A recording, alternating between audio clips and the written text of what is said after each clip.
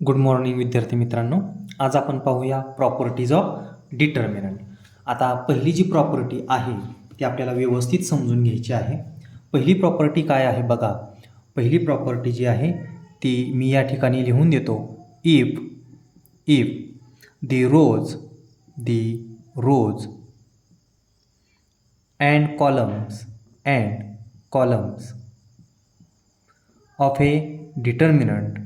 of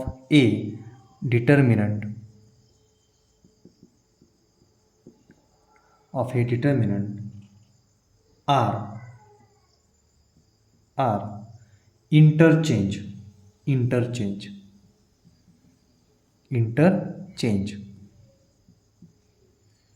then the value of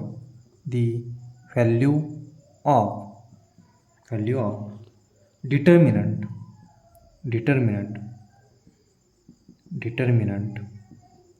remains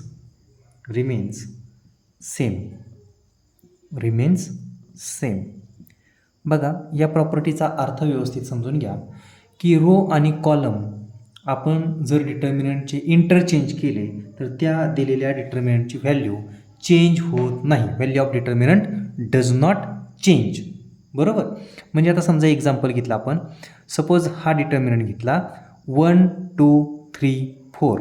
ठीक आहे. आता या डिटर्मिनंटची आपल्याला व्हॅल्यू माहिती आहे. ती काय व्हॅल्यू येते बघा. सांगितल्याप्रमाणे तुम्ही काय करता, तिरपा गुणाकार करून घेता. म्हणजे कोणाचा 1 आणि 4 यांचा पहिल्यांदा 1 × 4 मध्ये मायनस साईन 2 × 3. हे जे काही कॅल्क्युलेशन येत आहे ते येते 4 - 6 = -2. हा झाला आपला ओरिजिनल डिटर्मिनंट. आता या डिटर्मिनंटमध्ये ह्या प्रॉपर्टीप्रमाणे सांगितल्याप्रमाणे पहिला रो आणि दुसरा रो आहे ते जर आपण चेंज केले म्हणजे रोचे कॉलम केले.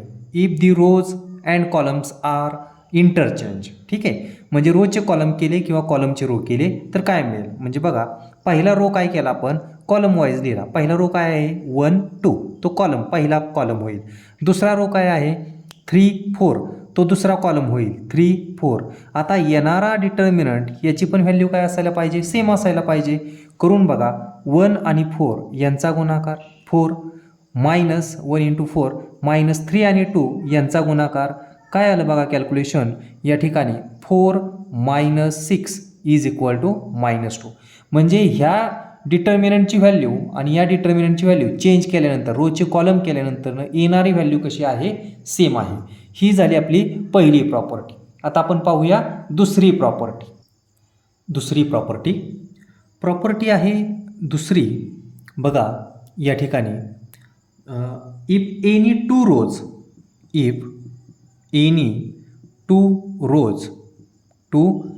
रोज कोणाचे तर डिटर्मिनंटचे 2 rows or 2 columns of a determinant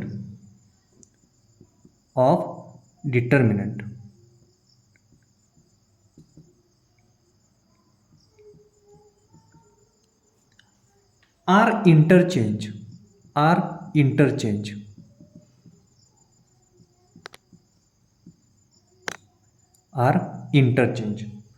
then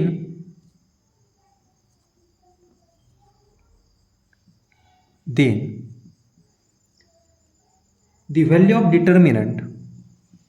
value of determinant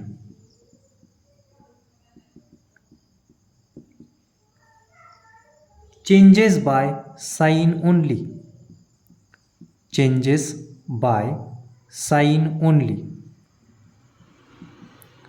म्हणजे आपण मगाचाच डिटर्मिनंट घेऊ. बघा याच्यामध्ये आपण आता 3/3चा डिटर्मिनंट घेऊया.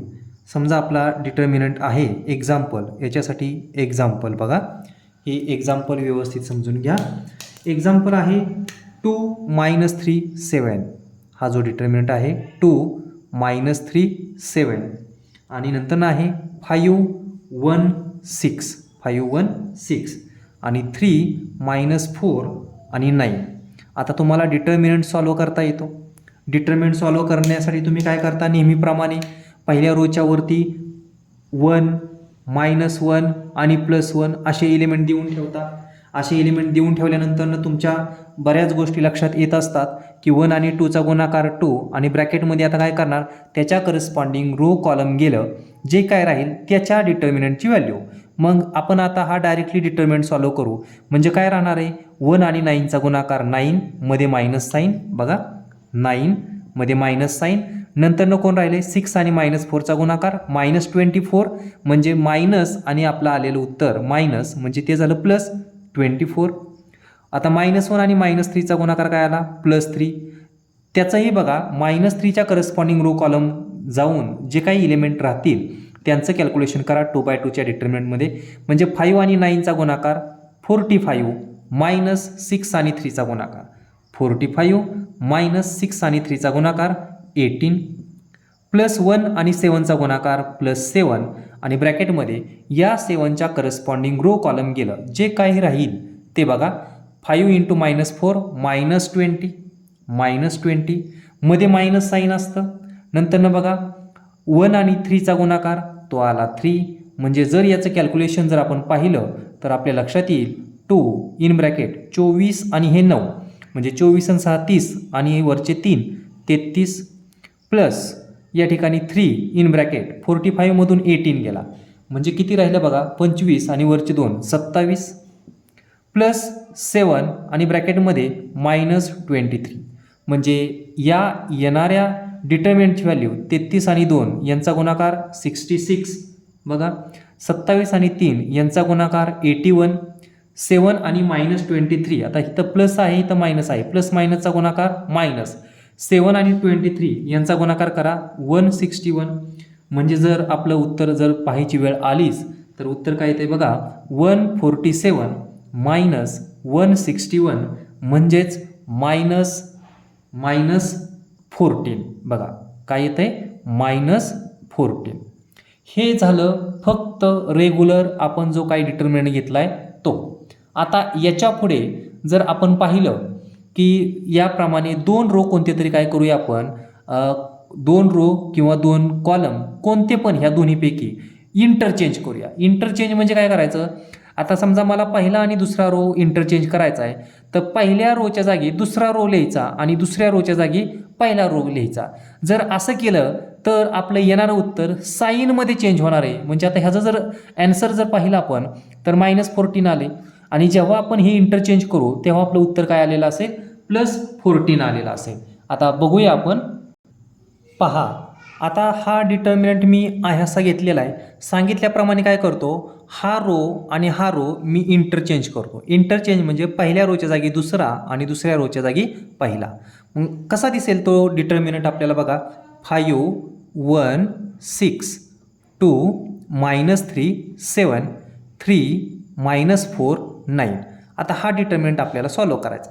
सांगितल्याप्रमाणे आपण काय करणार, 1 ने मल्टिप्लाय करणार, -1 ने मल्टिप्लाय करणार आणि +1 ने मल्टिप्लाय करणार. आता हे कॅल्क्युलेशन करत असताना व्यवस्थित करा. या ठिकाणी सुद्धा तुम्हाला सांगितल्याप्रमाणे व्यवस्थित कॅल्क्युलेशन करा. 1 आणि 5 यांचा गुणाकार केला 5. आता या 5च्या करस्पॉन्डिंग रो आणि कॉलम गेला. येणारं जे काय उत्तर असणार आहे ते -3 आणि 9 यांचं कॅल्क्युलेशन म्हणजे येणारे -27 मध्ये मायनस साईन. नंतर काय आहे 7 आणि -4चा गुणाकार -28 म्हणजे हे मायनस आणि आपलं येणारं उत्तर -28 ते काय आलं +28.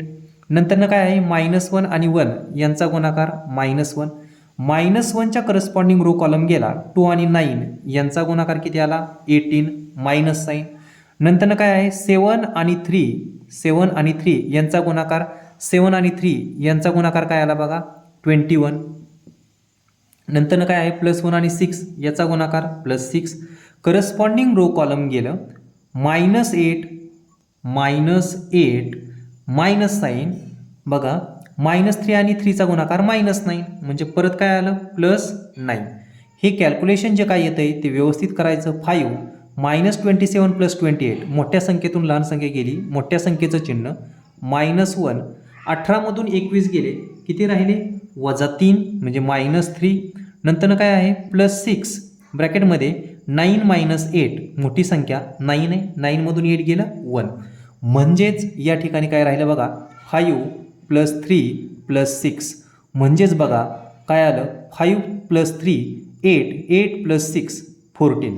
म्हणजे कुठल्याही डिटर्मिनंटसाठी कोणते पण 2 रो किंवा कोणते पण 2 कॉलम तुम्हाला पाहिजे ते. एखाद्याला वाटलं की पहिला आणि तिसरा चेंज करायचा आहे तरीसुद्धा करू शकतो. एखाद्याला वाटलं नाही की पहिला कॉलम आणि तिसरा कॉलम चेंज करायचा आहे, हा आणि हा, तरीसुद्धा चेंज करा, उत्तर आपलं सेम येणार आहे. याच्या व्यतिरिक्त दुसरं उत्तर येणार नाही, फक्त साईनमध्ये चेंज असतो. समजलंय सर्वांना? प्रॉपर्टी तिसरी. आता तिसरी प्रॉपर्टी काय आहे व्यवस्थित समजून घ्या. तिसरी प्रॉपर्टी काय आहे बघा, डिटर्मिनंटमध्ये कोणते पण 2 रो जर सारखे असतील तर त्या डिटर्मिनंटची व्हॅल्यू येते 0. मग आपण प्रॉपर्टी लिहू, इफ एनी 2 रोज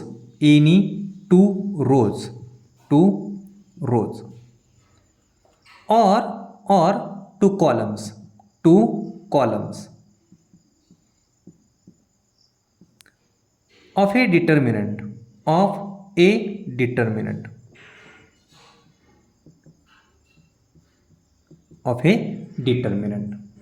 बघा शब्द दिसतोय का? नाहीतर मी दुसरा शब्द खाली लिहितो, हा ऑफ ए डिटर्मिनंट.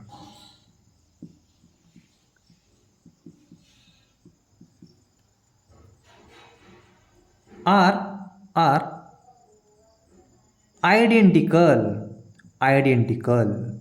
आयडेंटिकल याचा अर्थ काय? सेम. याला दुसरा शब्द आहे सेम. म्हणजे 2 रो सारखेच, म्हणजे पहिल्या रोची व्हॅल्यू समजा 1 1 2 असेल तर दुसऱ्या रोची पण व्हॅल्यू काय 1 1 2. ह्याला म्हणायचं पहिला रो आणि दुसरा रो आयडेंटिकल. जर असं असेल तर म्हणजेच देन दी व्हॅल्यू ऑफ कोणाची? तर determinant. Value of determinant is 0. बघा आपण याच्यावर एक्झाम्पल बघू की कोणते पण 2 रो. तुम्ही 3/3चा डिटर्मिनंट घ्या. बघा एक्झाम्पल जर बघितलं तर तुम्हाला लक्षात येईल. मी हा एक डिटर्मिनंट घेतो ज्याचे कोणते पण 2 रो किंवा कोणते पण 2 कॉलम सारखे असतील. आता मी समजा एक्झाम्पल घेतलं 2 5 13 -1 2 4 आणि 2 5 13. बघा काय केलंय मी, पहिला रो जो आहे तो सेम घेतलाय आणि त्याचप्रमाणे तिसरा रो सुद्धा काय घेतलाय? सेम घेतलाय. म्हणजे या ठिकाणी माझा पहिला रो आणि तिसरा रो सारखा आहे. म्हणजे ह्याचं उत्तर माझ्या लक्षात आलं पाहिजे की 0च आलं पाहिजे, कारण याचे पहिला रो आणि तिसरा रो सारखा आहे, सेम आहे. आता नेहमीप्रमाणे आपण काढतो त्याप्रमाणेच डिटर्मिनंट काढा. बघा या ठिकाणी 1 द्या, इथं वरती -1 द्या, इथं +1 द्या. 1 आणि 2चा गुणाकार करा, तो किती आला? 2 आला. आता या 2च्या करस्पॉन्डिंग रो आणि कॉलम जाऊन जे काही शिल्लक राहील त्याचं कॅल्क्युलेशन ब्रॅकेटमध्ये लिहा. 2 आणि 13 यांचा गुणाकार 26. 2 आणि 13 यांचा गुणाकार किती आला? 26. मध्ये मायनस साईन. नंतर काय 4 आणि 5 यांचा गुणाकार 20. -1 आणि 5 यांचा गुणाकार -5 यांचा करतो ना आपण गुणाकार. याप्रमाणे 5च्या करस्पॉन्डिंग रो कॉलम गेलं, जे काही राहील ते काय राहिलं? -13 -8 +1 आणि 13चा गुणाकार +13. या 13च्या करस्पॉन्डिंग रो आणि कॉलम गेलं -5 -4 म्हणजे कॅल्क्युलेशन जर पाहिलं तर ते काय आलं बघा 2 इन ब्रॅकेट 26 - 20 म्हणजे 6 -5 -13 -8 म्हणजे ते आलं -21 +13 आणि हे काय आलं -5 -4 म्हणजे -9, कारण त्यांची बेरीज होणार, गुणाकार नाही. गुणाकार कधी होतो? ब्रॅकेटच्या बाहेर एक संख्या आहे आणि आतमध्ये एक संख्या आहे तर त्यांचा गुणाकार. अजून आपण गुणाकार केलेला नाही, आतमध्ये इथं बेरीजच होते. इक्वल टू खाली इक्वल टू 2 आणि 6चा गुणाकार 12. 21 मायनस बघा इथं मायनस आणि इथं मायनस आले, गुणाकार आहे म्हणजे प्लस. 5 आणि 21चा गुणाकार 105 आणि 13 आणि 9 म्हणजे वजा आहे, इथं प्लस आहे इथं मायनस आहे म्हणून 13 आणि 9 यांचा गुणाकार बघितला तर 117. म्हणजे या ठिकाणी 12 + 105 117 - 117, म्हणजे त्याच नंबरमधून तोच नंबर गेला तर याचं उत्तर काय राहतं बघा. त्याच नंबरमधून तोच नंबर गेला तर उत्तर काय राहील? 0 राहील. म्हणजे आलेला डिटर्मिनंट 0 कधी असतो? तर कोणते पण 2 रो किंवा कोणते पण 2 कॉलम जर आपले आयडेंटिकल असतील किंवा सारखे असतील तर येणाऱ्या डिटर्मिनंटची व्हॅल्यू काय असते? 0 असते. समजलं सर्वांना? आता आपण पाहूया डिटर्मिनंटची फोर्थ प्रॉपर्टी काय आहे बघा. फोर्थ प्रॉपर्टी, जी फोर्थ प्रॉपर्टी आहे ती बघा. इफ ऑल द इलिमेंट्स कोणाचे? रो आणि कॉलमचे बघा. If all the elements of a row or a column of determinant are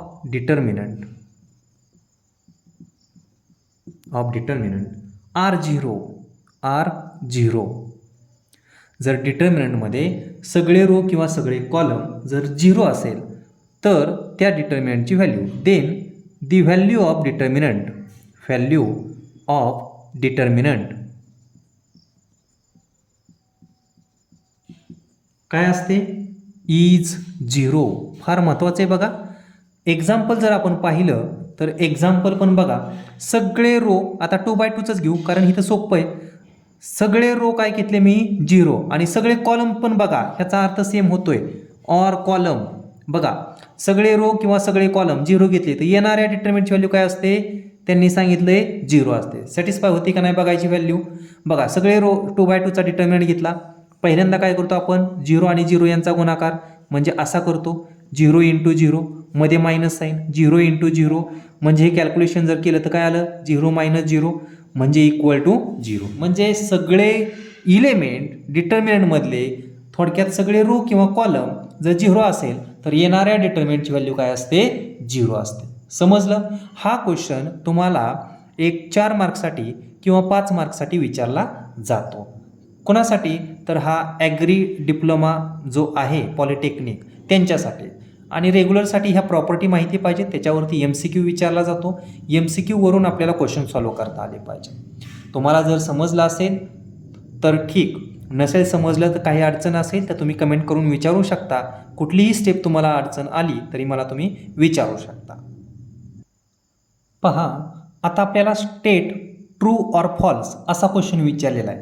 आणि या ठिकाणी पहिलं सेंटेन्स दिलंय. If any 2 rows or columns of a determinant, तुम्ही रीड करत असताना फक्त 2 rows of a determinants are identical, म्हणजे कोणत्याही डिटर्मिनंटचे 2 रो आयडेंटिकल, याला दुसरं नाव काय आहे बघा विद्यार्थी मित्रांनो? याला दुसरं नाव आहे सेम. बरोबर का नाही? सेम. जर सेम असतील तर त्या डिटर्मिनंटची व्हॅल्यू काय असते? 0. मग हे ट्रू आहे का फॉल्स आहे? तर पहिलं सेंटेन्स जे आहे ते आहे ट्रू. समजलं? आता दुसरं sentence. If any 2 rows of a determinant or columns, म्हणजे हे असं पण असू शकतं, कोणते पण 2 रो इंटरचेंज केले तर काय होतं तुम्हाला माहिती? फक्त चेंज काय होतं? साईन. मग हे स्टेटमेंट बरोबर आहे का बघा? If any 2 rows of a determinant are interchange then the value of determinant changes by sign only, म्हणजे हे पण बरोबर आहे. म्हणजे हे सेंटेन्स काय झालं? ट्रू झालं. इफ एनी 2 rows बघा, ऑर कॉलम्स म्हटलंय मी, याला ब्रॅकेट करतो मुद्दाम, फक्त तुम्ही वाचताना असं वाचा, एनी 2 rows डिटर्मिनंटचे आयडेंटिकल. बघा, आयडेंटिकल म्हणजे काय? पुन्हा सारखे. कोण? 2 रो. तर त्या डिटर्मिनंटची व्हॅल्यू काय असते? 0 असते. पण त्यांनी काय म्हटलेले? नॉट 0. मग 0 असते माहिती आपल्याला, आणि हे म्हणतात 0 येत नाही. ही सेंटेन्स दिलेले ते ट्रू आहे का फॉल्स आहे? तर ते काय आहे?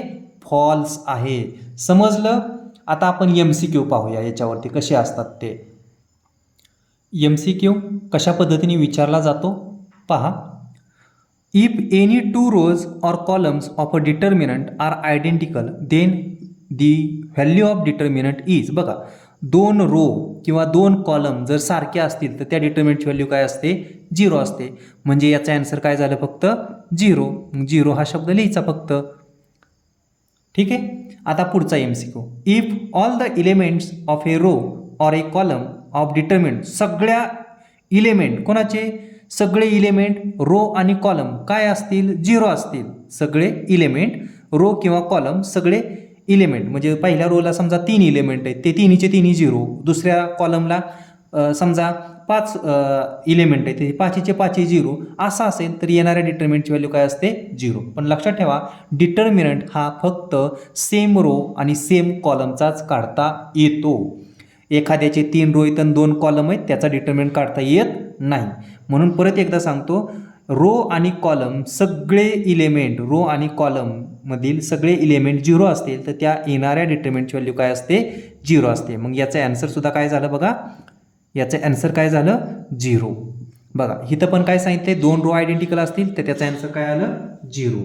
आणि दुसरं पण काय सांगितलं, सगळे इलेमेंट जर डिटर्मिनंटमधले म्हणजे सगळे नंबर जर 0 असतील तर त्या डिटर्मिनंटची व्हॅल्यू सुद्धा काय असते 0 असते. थांबूया आपण या ठिकाणी. आता आपला हा टॉपिक संपलेला आहे. डिटर्मिनंटमध्ये तुम्हाला काही अडचण असेल तर मी माझा तुम्हाला व्हॉट्सअप नंबर दिलेला आहे, त्या नंबरवरती तुम्ही विचारू शकता किंवा कमेंट करून तुम्ही क्वेश्चन विचारू शकता. थँक्यू.